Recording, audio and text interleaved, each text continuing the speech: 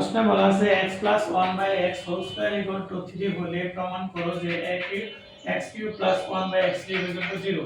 তাহলে আমরা লিখতে পারি দেওয়া আছে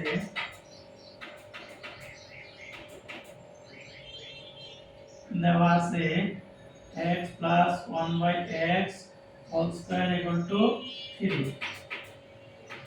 x plus 1 by x equal to root over 3 উভয় পাশে বর্গমূল করে। তাহলে এখন বাম পক্ষ লিখব, বাম পক্ষ সমান কি x cube plus 1 by x cube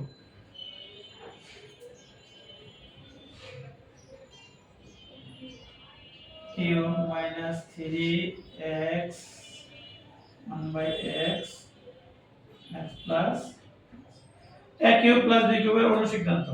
এবার আমরা মান বসাই root 3 cube minus 3 x x কাটলে 3 ইনটু